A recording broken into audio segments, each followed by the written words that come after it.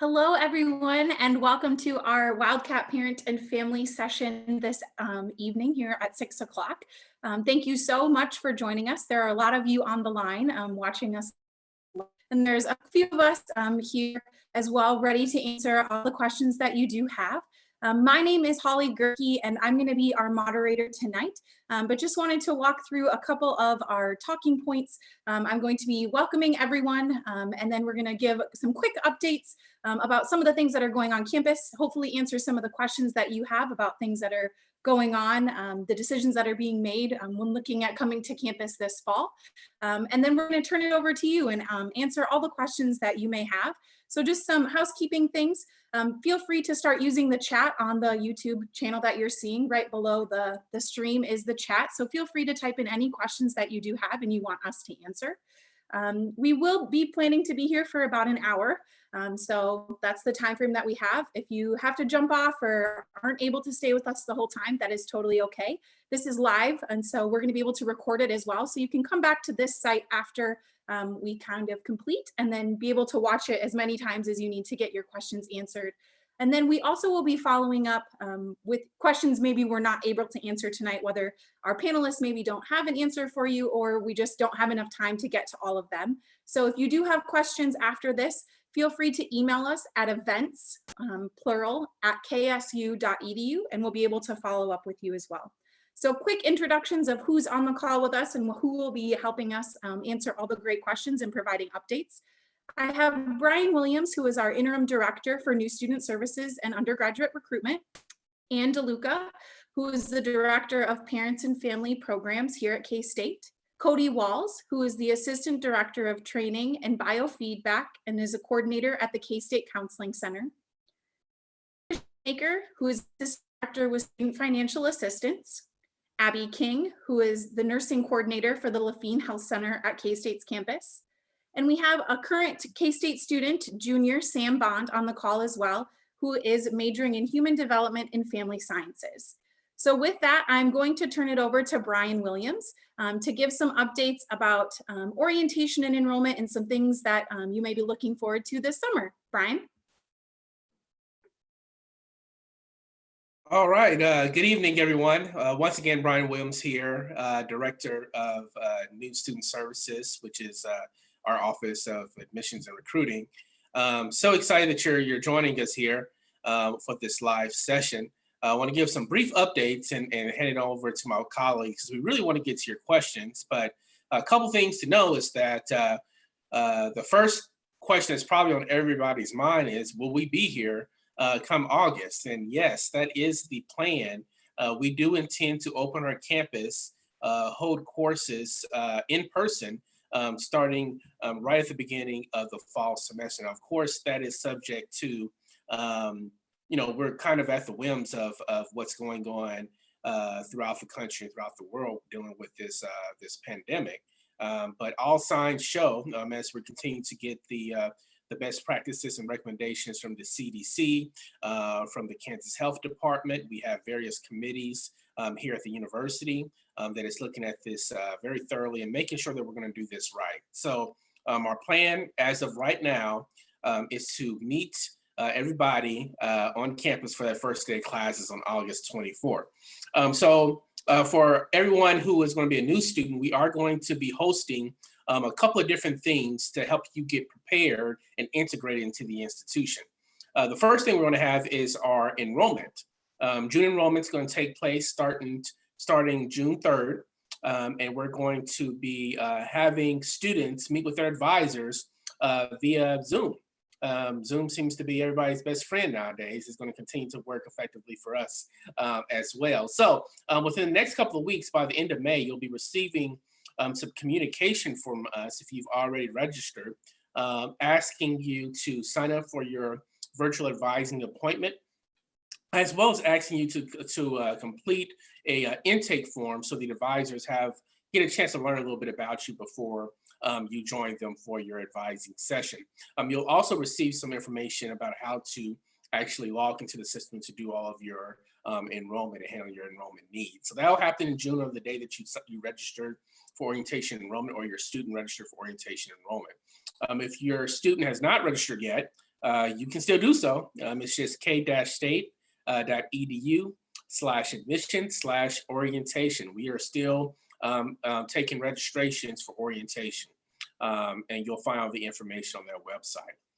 Following that, in July, we're going to be releasing a course for students to learn, online orientation course, so for students to learn everything that they need to know about the university, specifically where are the campus resources, what is there to do on campus, how to make the most of your college experience. So you're going to learn everything from how to get involved on campus, where are the academic resources such as tutoring, how do I get involved in undergraduate research, how can I pay my bill, how do I do my financial aid? Those types of things will be in that course.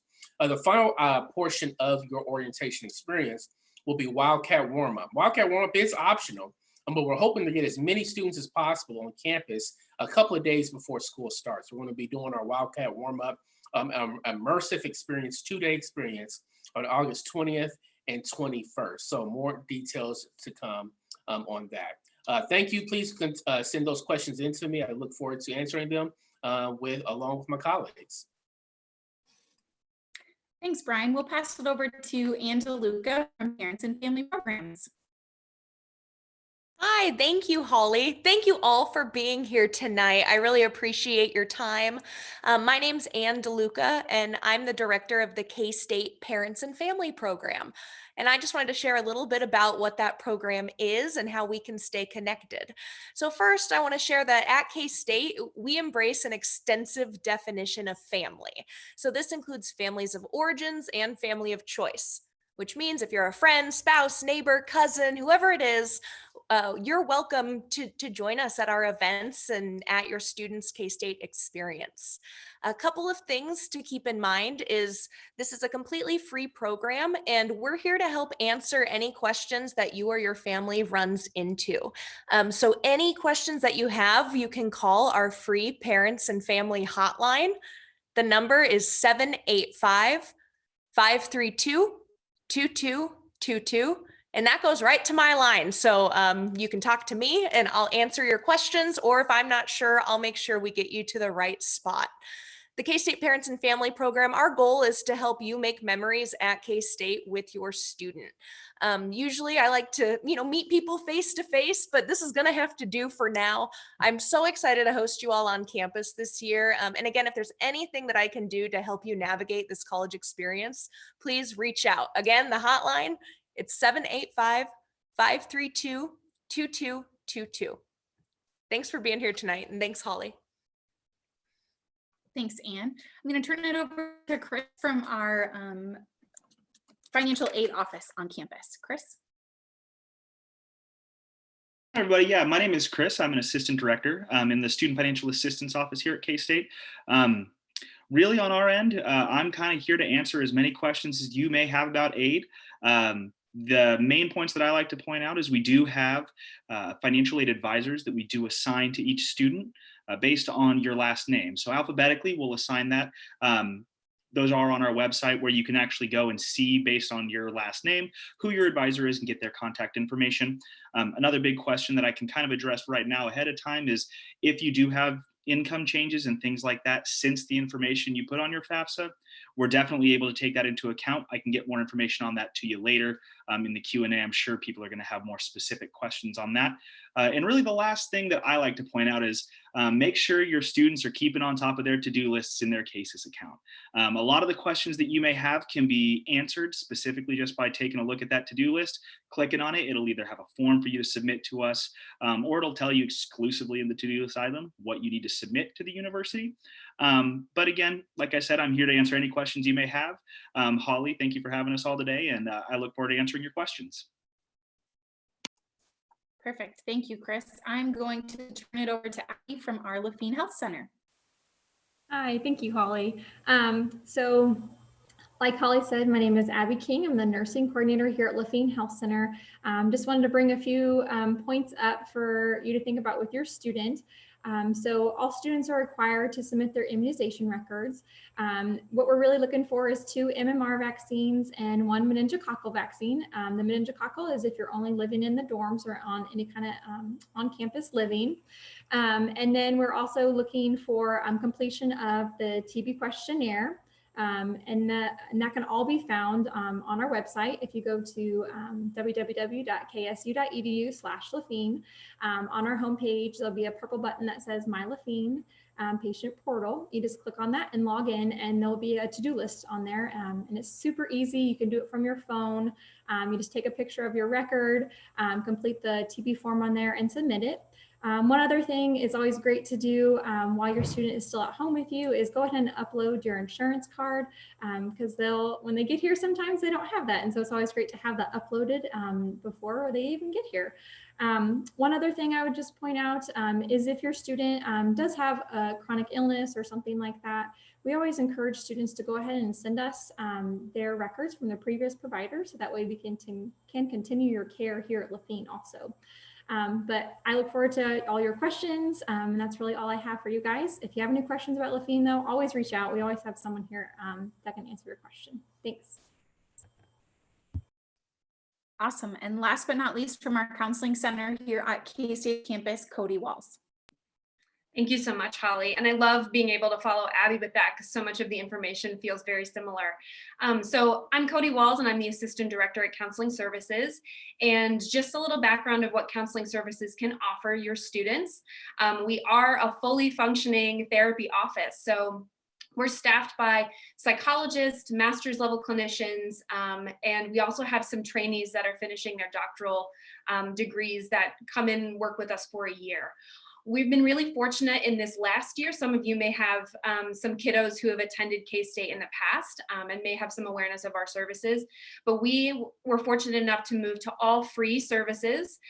So because of that, we don't bill insurance. The drawback, however, is that we did go to a session limit model. And what that means is all of the students who are eligible and pay the privilege fee to join to seat services with us get up to 8 free sessions per semester, which if you think about fall, spring, and summer as semesters, students get 24 sessions per year.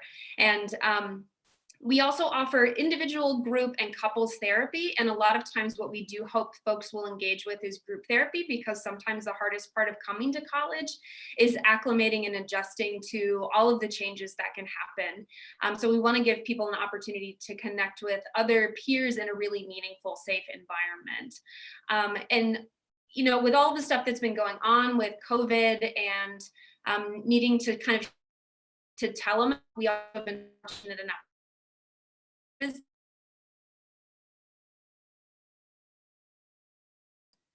be able to continue offering all levels of therapy to students, both individual and group. So yeah, thanks. Perfect. Thanks, Cody. We are going to kind of transition into some of our questions. It gives us a good amount of time. I do want to preface in saying that we do have a good amount of answers. Not everything can be answered today because we don't know where this COVID could take us, right? And so I know some people have been writing in the chat about what would happen if, you know, we decided halfway through the semester to go online, or you know, some of the questions are looking at, will there be refunds or different percentages given back to students? And some of those things, I personally, and if there is someone on the call, let me know, that we just don't know yet, because there's some decisions that still haven't even been made for coming back to campus this fall. And so some of those things will come as the time comes, just like the updates that we've been provided currently. So if we're not answering questions, it's not because we don't feel like it's an important question, but maybe because we don't have answers at this time, and we'll still try to address them as best as we can. But I just want everyone to know that some things we don't have answers for, but we're going to do our best. So to kick us off, some of the questions we're looking at, I think are going to be for Abby. So looking at some of the health pieces, when you're thinking about living in the residence halls or other places, what do you think social distancing will be like this fall? And do you think that there will be a requirement for students to wear masks on campus in class or in other areas in their work? I don't think I can answer that 100%. As Holly said, things are going to change. The situation is fluid, and it's very unprecedented for us to go into a semester with this going on. So I think just checking back in, continuing to ask those questions will be very important. But as far as social distancing goes in the dormitories and that sort of thing, all that is being considered as we go into the semester. So hopefully that helps.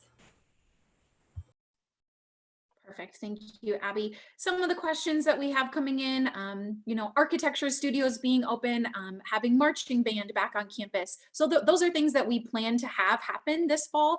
They might look a little bit different than they have in the past, but we are trying to move forward as normal as possible, I will say. But I'm going to turn it over to Brian from New Student Services. Could you talk a little bit more about math placement tests, how to take them, and then what the best course of action for students is when it comes to the math placement? Absolutely. So the math placement exam, first thing that you should note is that it's not for a grade. It's not going to affect your college GPA or anything like that. What it does is it gives our advisors more context on placement into your math courses. It's really important that we have as much information as possible as we're because we know our curriculum. We know our math courses are the rigor of our math courses, the speed of our math courses, all of them. And we want to make sure that we're putting setting students up for success, and also making sure we're not boring students in terms of putting them in a class that might be a little bit too low level for them, right? So we ask you to complete the math placement exam before your advising appointment. Those scores are immediately uploaded to your student record. And your advisor would have access to those upon completion of that course. So you'll see two of them there. There's going to be a college algebra test, and then there's also going to be a calculus test. You do not have to take both. You only have to take one. You get to choose which one you want to do. Now, naturally, if you're going to a curriculum that requires calculus, then that's probably the one you should take if you feel like you're ready for it. But if you're going to a curriculum that doesn't require calculus, highest level math is college algebra, then unless you really want to show off, I guess, you can do it. You can do the calculus course, but you only need to do one. So choose the one that best fits you and your needs. It does not automatically assign you to a course either. That is going to be a discussion that you're going to have with your advisor. At the end of the day, ultimately, it's up to you what courses you enroll in that are introductory level. Perfect. Brian, I have another question for you. Can you discuss how enrollment will work with adjusting class placement, including AP tests or later graduation dates that we might be receiving, or pass-fail grades with students? Yes, before I go into that, I forgot to even give you the website to do the math placement. It's math.ksu.edu/placement. You can complete the math exam on that site. It will require you to do your online sign in with your EID and password to get to your math placement exam. In regards to first, let's talk about the issuing of transcripts. We understand that we're going to get transcripts pretty late this year, depending on the area, and that is fine. We are going to eventually, for our high school students, we are going to require a diploma to be on file because we need proof of graduation for financial aid purposes. If we don't receive that before the semester starts, then that's okay. Normally, we receive a lot of them actually in September anyway. So if that's the case this year, it will put a hold on your account for the spring semester, so you will eventually have to turn it in. But if you don't have it when it's time to enroll, don't lose any sleep on it. Same thing about your final college transcripts too. If you're taking dual enrollment courses, if you're transferring from a community college or another four-year institution, and you don't think you'll be able to get us the transcripts by that point, then that's okay too. We'll do the best we can to advise. Do note that you still can submit things through Parchment if you're doing college courses. Parchment is still, we're still uploading the Parchment uploads every week. So feel free to use that resource. I think you said AP and IB test scores as well. Our understanding is that we're going to be getting those scores fairly, we'll probably be getting those scores later than normal, which is fine. We will apply those scores, the credits that are associated with those scores to your academic record and to your plan of study. We're not going to discount any testing that was done this semester for AP and IB, even if it was remote, whatever those scores are that align with what we have published on our website, ksu.edu / prior learning. You'll be able to see how those transfer in for us. We're going to take those as at face value as well. I'm not sure if I answered the whole question. Holly, is that good? Yeah, I think that's great. Thanks, Brian. And then we did have another question come through about math placement. Even if you have taken college credit math courses, you still need to take the math placement exam. It is required for all incoming students. It just helps us when advising you in your academic session. So even if you do have incoming credit for college math, please make sure that you still take that math placement credit, or that math placement exam, excuse me. Chris, I do have a question for you, a couple of them. So first, is there any more opportunity to apply for scholarships for students? And then the second question dealt specifically with getting onto Handshake and finding a job if you have work study. So if you could talk through those two things for our viewers. Definitely, yeah. So at this point in time, scholarship-wise at the university, the last scholarship deadline that we had was mid-February for the K-State Scholarship Network. That's going to be your college and departmental scholarships that the university offers. That did need to be completed by February 15th in order to be considered. Now, those colleges and departments, quite a few of them haven't gotten us any of their information yet. Usually that comes in June, maybe July. In all honesty, it's up to the departments when they provide us when their awardees are, or who their awardees are. So if you have done that, there is a chance you could still get scholarships down the line. But we always recommend that that's kind of the cherry on top that helps cover those last minute expenses that you may have. That's really going to be the bulk of what those types of scholarships are. With that K-State Scholarship Network, I do like to remind everyone that you do complete it every year. So if you didn't get those college or departmental scholarships this year, so long as you fill out that K-State Scholarship Network application and profile each year, you'll be considered for the next year's scholarships that would be available each academic year. Now, in terms of federal work study, if you do have federal work study, you're definitely able to look for positions on campus. Essentially what that does is a portion of your paycheck is paid through financial aid dollars. So you could potentially be a more desirable candidate for those positions. So you would definitely just want to make sure that you're looking at that type of stuff. You're able to earn those funds. And then later down the line, when you file a FAFSA, it will ask you what your income was, and then it'll ask you how much of that was federal work study. They then deduct out that federal work study from what counts on the FAFSA when determining your financial aid eligibility. So definitely a benefit to have that, just so that you are able to access those funds and utilize the most of your financial aid information. Students would get access to their Handshake accounts after enrollment. That's something that just to keep in mind is that's going to be available later on in the summer for you. But one thing I always like to point out too, a lot of people hear work study and they think that's the only way to work on campus. You don't necessarily have to have federal work study in order to gain employment on campus. It's just a benefit to you as the student that you have that deduction later on when you're filing a FAFSA, as well as there may be some employers on campus that exclusively hire work study students. But other than that, you're definitely able to get a job, you're definitely able to work. And if that's something you need, there's a lot of availability out there for you.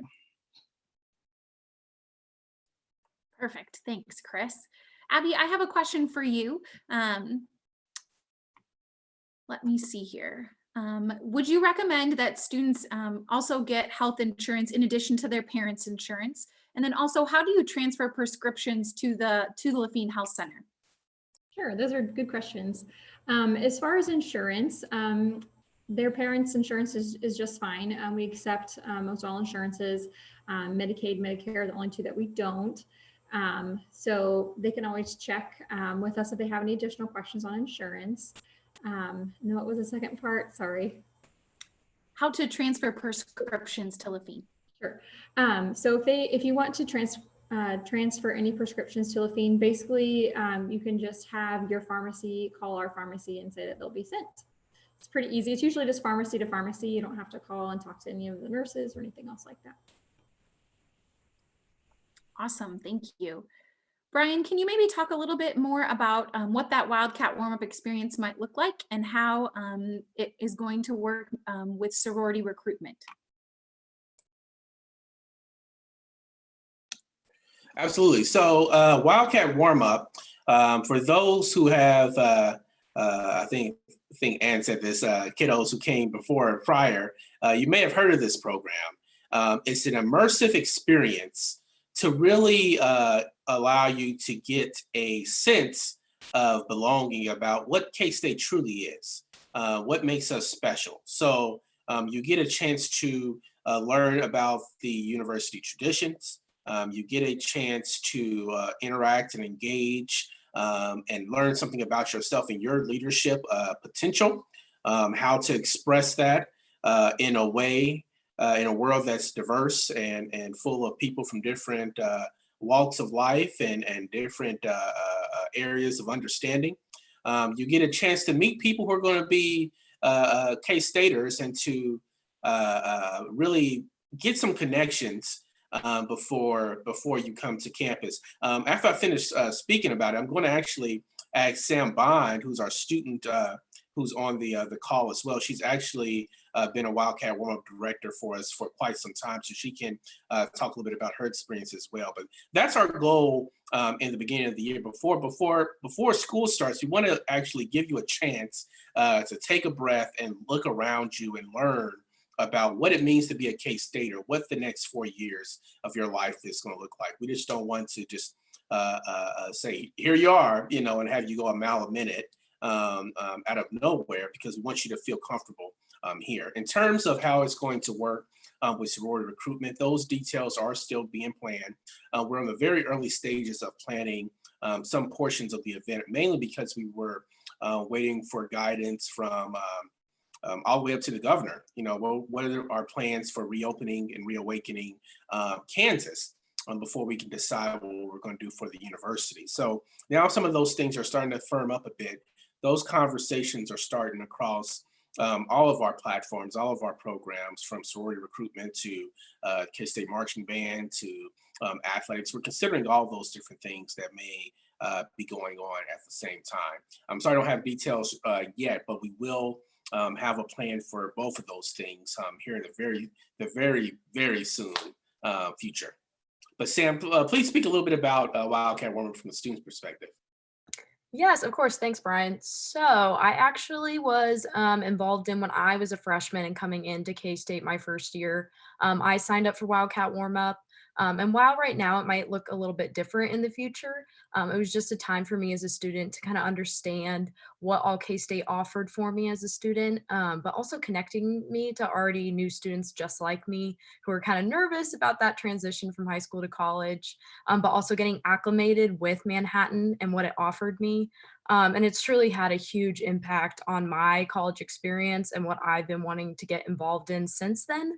And so for 2 years now, I've been a Wildcat warm-up counselor for 2 summers, and have had the experience of kind of being a guide for students during that time period where they're going through orientation, kind of starting their first couple days of school in the next couple of months. But it's just a wonderful program that really gets you kind of a lens, not only that, but kind of your own experience at K-State even before you step on campus as a student with classes starting. And it's wonderful to have like counselors that you can lean on during that first year. I know my counselors were such a great impact on me, and I went to them if I had questions in the fall and the spring. And they actually helped me with my application to become a Wildcat warm-up counselor the following year. So it's just a great program that's really a foundation for you going into college. And I know statistically they've seen the students that have been involved with Wildcat warm-up have gotten really involved with K-State and the environment that we provide. So it truly is a wonderful program. I can't talk about it enough because I truly love it. But in the future, it might look a little different. But it's a wonderful, wonderful, wonderful program that every student I think should be involved in. Perfect, Sam. Thank you so much. I know we've had a few questions in the chat come through about moving into the residence halls. The official opening of the residence halls will be on August 22nd. That's Saturday before classes begin. Our Wildcat Warm-Up experience, we hope to start the Thursday before that. So if you do join us for that experience, you'd move in just a few days early. And for those that are planning on participating in sorority recruitment, you actually move into the residence halls that Sunday, August 16th. So there's a few different dates in there. So, and sorority recruitment would move in August 16th. If you're planning to join us for Wildcat Warm-Up, it will be that next Thursday, but the official opening of the residence halls is Saturday, August 22nd. But turning it back over, Chris, I have a few questions for you. So if someone's wanting to send in their FAFSA information, how do they do so if they need to put attention to somebody? Who would that be? And also, how do you find out who your financial aid advisor is? Yeah, definitely. So if a student is needing to submit a FAFSA itself, FAFSA, you just would go online to fafsa.gov. There's no attention. You would just want to make sure you list Kansas State on there. If you filed a FAFSA and then you're required to submit additional documentation, there's no attention needed to anyone. You can just submit that to our office. One thing that I do like to point out, though, is we do have an electronic upload process on our website. If you get to the Student Financial Assistance website, on the left-hand column where our contact information is, there's actually a link there for secure document upload where you can upload PDFs and documents and whatever documents you may have. And that actually securely submits that documentation directly to our office for us to sort through and get to the appropriate people. So hopefully that answers that portion of your questions of how to get those documents to us. There really isn't one person specific that you would market to, because even though you may have one advisor, we may have a specialist that works on that specific document. So just submitting it to our office, we'll be able to get it in the right place. And then how to figure out who your advisor is. Your advisor, you would be, if you go to our website as well, under the About Us option, there's an option to meet my advisor. You would either have Debbie, Logan, or Becky, depending on which alphabet, where you fall within the alphabet. The other thing is when you do receive a financial aid award letter, our financial offer notification, in the last paragraph, it actually gives you the name and contact of your financial aid advisor within our office. So if you can't find that letter, it's on our website, pretty easy to find. But if you do still have that letter, go ahead and find that there. One thing, it looks like we may have some questions about 529 plans. 529 planned information actually goes directly to the cashier's office. That does not come to the financial aid office. It's a college savings plan, but those payments go directly to the cashier's office, not financial aid. So you may want to send them to us because it seems like that would be the case, but get that directly to them. They're going to work with you on making sure that you get the correct amounts. It's the checks are made out to the correct people, and you get it done in the appropriate time that you need. One last thing on 529 plans is it may ask you for things like the cost of attendance at a university. That is the financial aid office. On our website, there is also a link in the managing your aid section that says how to find your specific cost of attendance. At K-State, that can fluctuate a little bit student by student based on your specific enrollment that you have and whether you're living on campus, off campus, stuff like that. So if you follow those directions, it'll get you your specific cost of attendance to get those room and board costs and book costs and things like that, that 529 plan may require you to submit. Perfect. Thank you, Chris. Just to reiterate, Chris was talking about your student financial aid advisors. Some of you have been asking about your academic advisors and how to get in contact with them. So you're actually going to get information on who your academic advisor is. You read an enrollment. June. You're going to be connected advisor and be able to meet with them virtually to sell your courses. So no need to be trying to figure out what classes you should be taking now. You can definitely go online and see what our course schedule is going to be for this fall. But you will get to meet with your academic advisor and they will be assigned here shortly. So just wait for that information. But Chris gave some great information about your financial advisor. Abby and Cody, the two of you might want to tag team this one. So how do families find out if their insurance plans are in network? And if their insurance does not cover out of state, how do they go about getting information about college insurance? I'll take that one. Granted, I'm not an expert on the insurance front, but what I would say is that you would call your insurance company and you would ask them. They would be the one that would be able to tell you if we are in network for you or not. As far as insurance for students, is the United Student Healthcare, and you can actually. There may be information on our website, but you can always call Lafine also, and we can give you that information also. And one thing I was going to say too, something to also think about. So when students do come to Lafine, when they do come, there's no charge for you to be seen by a provider. That is part of your student privilege fees. The only thing that you would be necessarily charged for would be any services such as, procedures, medications, injections, those sorts of things. And we are at a reduced cost compared to the community to kind of help with students with that. And I want to second that related to counseling services. Again, we don't bill insurance. None of our providers are paneled with insurance companies because part of the students' privilege fees pay for the services that they would access from us. So pretty great stuff. Awesome. Thank you both. Brian, Brian, a question. I'm sorry. Just following up for Cody because it made me think about something. So students would get their 8 free sessions per semester, but say that we need to, after if they've used their 8 sessions, what's the referral process? And do you take into consideration student insurance? Will they share that information with you, or does that come after referrals? That's a really great question. And I appreciate you asking that because that is a reality sometimes. Because we're a shorter term model, so to speak, it's not necessarily appropriate for students who are seeking weekly therapy to have their needs met at our agency. So what we try to do is give a variety of options. Definitely, like Abby had mentioned, we encourage them to touch base with their parents or family members or whomever may hold their insurance, if it's them or if it's a parent or guardian, to connect with in-network providers in Manhattan.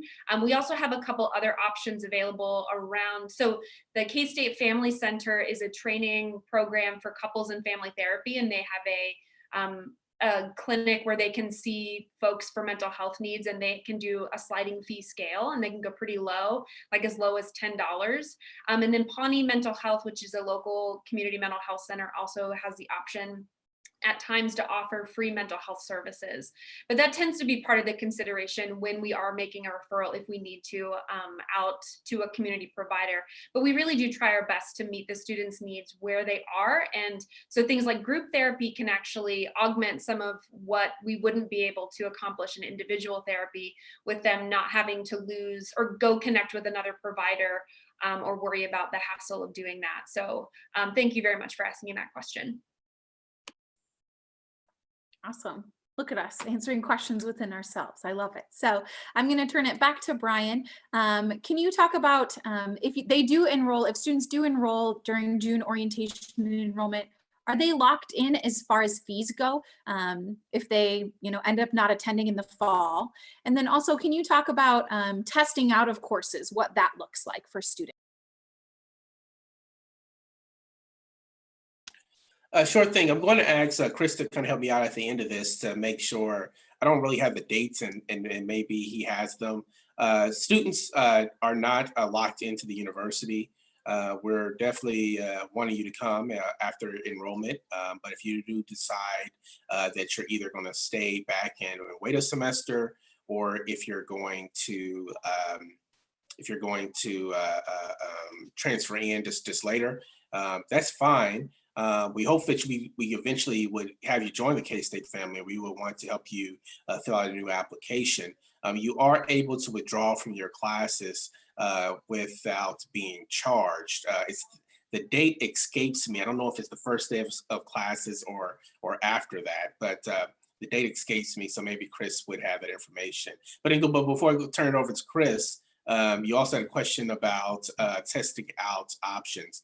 There are some options, specifically with our modern languages. If you're looking to get a minor or a major in one of our modern languages, Spanish, French, German, so forth. There are some options for some test out options there. But besides that, we don't have any test out options, like say for your math courses or anything like that. We would just put you into the appropriate math course from the beginning. So that's like, you know, if you're engineering, you can start in Calc 1, we'll start you with Calc 1.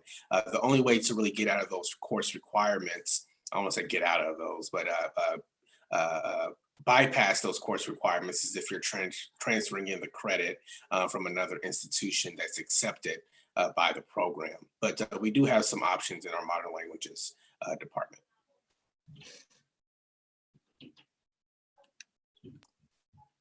So to speak to the getting locked into prices and things or costs and things like that, typically we call it the last day for 100% refund is what you'd be looking for that date.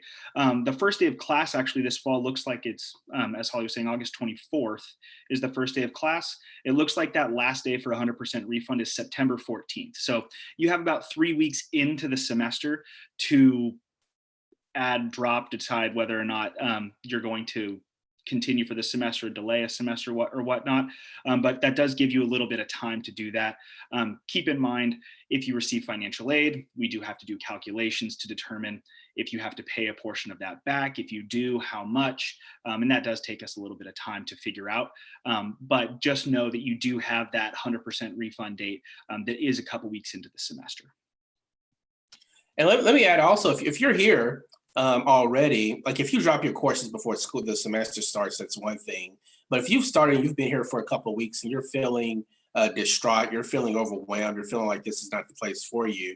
Before making such a big and difficult decision, you have panelists here. Come talk to me. You know, I'll open myself up. We have Dr. Walls with the that can help with you having mental health issues, or we have a great academic achievement center if you need some academic resources for tutoring. Talk to your advisor, talk to your professors. We want to know about these things, because if we don't know, we can't get better and we can't help you. So before making that decision to just go ahead and leave, just know that you're not the only one that's ever had that thought. You know, at some point in time in our college careers, we've all been there, either in early in or later on right before graduation. So you're not alone in feeling that way, and we want to make sure that we're giving you the resources that you need. Perfect. Thank you so much, Brian. Chris, a few more financial aid questions. A family received their financial aid award letter and accepted. Are there next steps? And if so, who do we need to contact to figure out what those are? And then also a question about Parent Plus loans. How do you apply for that? And when can we fill out the FAFSA for the 2020-2021 year is what I see. All right, sorry, I was just writing those down to make sure I got it all. So if you have already received your financial aid offer and you've already accepted it, for the vast majority of things, that's really it. If you do, for instance, accept loans, there are additional steps that we'll put on your to-do list. Things like all first-time borrowers are required to complete on the studentaid.gov website, you're required to complete an entrance loan counseling, which kind of goes over what are loans, what could repayment look like, different things like that, kind of the basics of what you're getting yourself into with a student loan. And the other thing is completing what's called a master promissory note. That's signing to say, yes, I will pay this loan back after I graduate. Those are really the two things for the student aid portion of that. Now, if you do choose to accept a Parent Plus loan, you are accepting an estimate on in your CASES account. You do then have to go to studentaid.gov, and then you as the parent will use your FSA ID and password, what you use to sign the FAFSA electronically. You will log in there with that, and you'll complete the online application. It'll send it to us electronically, and then you can also complete your promissory note there as the parent borrower at the same exact time. That's really it for that process. The credit check for the Parent Plus loan happens when you complete the application. It will typically let you know immediately if you've been approved or not. And then we process those applications electronically as they come in through studentaid.gov. Now, in terms of filing a FAFSA, the FAFSA for the 2020-2021 academic year is this upcoming year. It is available now. However, if it's the next year's FAFSA, the 2021-2022 FAFSA, that opens on October 1st. You're able to submit that starting October 1st using your 2019 tax information. And then that would be for obviously October 1st, 2020 for fall of 2021. Perfect. Chris, can you also talk about when their first bill will come and when that payment for that is actually due? Yeah, so I believe shortly after you enroll later on in the summer, the university will do what they call assessment, which essentially means that you're going to get assessed your bill and they're going to tell you what your tuition costs are for the semester. Typically, that bill isn't due until like just before class starts. So I want to say this year, it's like August 15th is when you would need to pay your tuition for the fall semester. And then typically you would pay that each semester. Obviously, you'd have then that bill for the spring coming in the spring semester. And then if you choose to enroll in summer, you would have that bill at that point in time as well. Awesome. Thank you, Chris. Just to reiterate, Lafine Health Center is the health center on campus where you can contact the clinic and get lots of good things for them. Can you talk about the flu shot and if there is a cost with that for students to get this fall? So the flu shot, yes, we do offer that immunization. Usually we do clinics on campus. We have a walk-in clinic here at Lafine. As far as cost goes, most all insurances cover that. So if you have insurance, it shouldn't cost you anything at all. Last year, our pricing was $22 for students. If you didn't have insurance, you could pay cash for that. Perfect. Thank you. Brian, can you talk about how a student knows if the university received their AP scores along with their ACT scores, making sure that those things are turned in? And then also how to potentially explore minors if they're interested in minoring at K-State? Okay, so two separate questions here, right? We got how to submit your AP, SAT scores, those sorts of things. So for your AP scores, you'll know that they've been received because they'll be uploaded to what's called your DARS report, which is basically a list of everything that you have that counts towards your graduation, your AP courses and the scores and what they transfer in for will be in that DARS report. Your academic advisor can help you to pull that. You can also contact our admissions office, k-state so the email is k-state at ksu.edu is the best way to get a hold of them, and they can look that up for you as well. And in terms of your SAT scores, your ACT scores, if we haven't received official scores, Chris had talked about that on your student record. There's a to-do list on there. And we'll add that to your to-do list. You'll also see if we've received your high school transcript. If not, it'll be on that to-do list as well. If you see it on your to-do list, you can send it to our Office of Admissions. Once again, the email that I just stated, k-state at ksu.edu, would be able to handle those for you. Minors are great options to help to customize your degree pathway. When you complete your pre-enrollment form, your pre-advising intake form, we're actually going to have a link to a list of minors as well as secondary major certificates, those types of things for you to consider. And you can go on there and peruse, and you can put that into the form if you're thinking about minoring from anything from don't know, physics to American Ethnic Studies to leadership studies to, you know, whatever you like to minor in. If we have one or a secondary major, you can definitely go ahead and do that. Also, if you go to our website, k-state.edu/admissions, you'll see that there's going to be a link that says academics there, and you'll be able to get a clean look at what our minors and secondary majors are on there as well. But you will have a chance to put that on your pre-advising intake form before you meet your advisor. You're going to fill out this form that's going to give them that extra information, and they'll know that you're interested in that minor. They'll have those conversations with you during your advising session and make sure that you get started on achieving that minor. Wonderful. Thank you, Brian. We have some questions about orientation and enrollment, and if you've registered, how you'll actually meet with your advisor. So first step for orientation enrollment is to register. So please go online and take care of that. You can just search orientation and enrollment in the search bar on the K-State website and be able to find the registration link.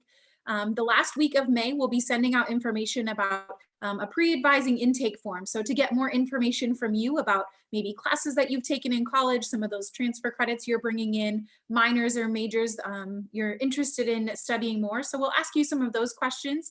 And then a week before your actual enrollment date, that date you registered for, you'll get an email from your academic advisor asking you to sign up for your specific advising time. These appointments we think will be about 30 minutes for students. And so academic virtually to select those classes and pick up things that are going to be best for you. Parents and families are welcome to join this meeting. It's going to be virtual, just very similar to a Zoom call. So even if you're in separate locations, you most likely will be able to join your student for that 30-minute session. So again, 5 business days or 1 week before your enrollment date is when you're going to get to select that time to meet with your academic advisor. Once you've been enrolled in all of your courses, come July, you're going to be able to get on our online orientation platform to learn even more about K-State, your academic college, all of our student success opportunities, as well as student life here at K-State. And then, like we said, multiple times, we'll be offering that Wildcat warm-up experience in August. So just make sure that you're registering, and we'll get you more information as time comes. There was also a question about parking, so I want to cover that as well. So first, you do need to be enrolled as a student at K-State to be able to purchase a parking permit. You won't be able to do that, however, until July 6th. That's when the application will go live on the parking website. So you'll be able to purchase your parking permit online. And then when you receive your receipt, it will inform you on how to pick up your actual parking permit, because they're doing some different guidelines to lessen the traffic in the parking office overall. So July 6th is the first date you can purchase your parking permit. But if you do have any questions in the meantime, you can email parking@ksu.edu. So those are just some follow-up things. We do have a couple more minutes here, but I do want to make sure I turn it back over to Ann to talk about all the great things our parents and families can partake in this coming fall, as well as ways to contact you after we are done here this evening.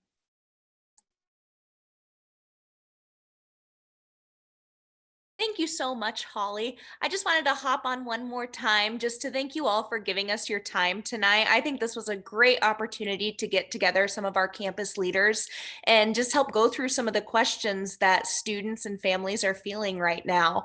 Some things to keep a lookout for. Please follow our Facebook group. We're at facebook.com/KStatePFP. That stands for Parents and Family Program. Same with Twitter, we're at KStatePFP.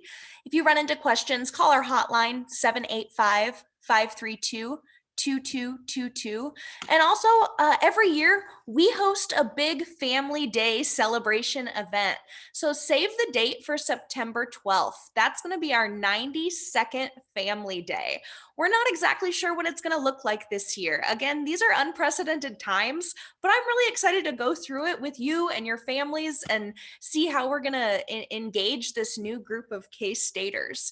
So again, I just wanted to say thank you. Follow our Facebook page and Twitter, and just reach out if you have questions. Thanks, Holly. Perfect, Ann, thank you so much. Like we said when we started this live session off, there are still a lot of unknowns, but we want to make sure that we keep you as informed as we can. So as decisions are being made, we'll make sure to communicate with your student and you as much as we can about updates, whether it's within the residence halls or financial aid or about enrolling in their classes, all of those good things. Just a few more housekeeping things, questions that have come in that I want to answer before we all head into the rest of our evening. Finding an on-campus job, so you can do that through Handshake. Though we won't have a lot of students on campus with us this summer because the university is closed, many offices still plan to reopen and have student employees in their offices, whether that's with work study or without. You can apply for jobs across the board. So just keep checking that Handshake page for those campus jobs to come available and apply for them. Another question came across about fraternities. So there's not a formal fraternity recruitment that happens in the fall. That typically happens actually in the spring semester of your student's senior year. So if you have any questions about that, I encourage you to reach out to our Fraternity and Sorority Life, and you can find their contact information on our website as well. But great questions coming in. If we weren't able to answer them specifically, we will try to reach out to you and get more of your questions answered. But thank you so much for all of the time that you've spent with us here today. And again, we continue to plan to communicate with you as updates come from top leadership, whether that's the president or provost, to make sure that your students are staying safe and healthy when they're on campus with us this fall. But overall, we look forward to having you as part of our Wildcat family. And thank you so much again for joining us this Wednesday night. Thanks so much, and go Cats.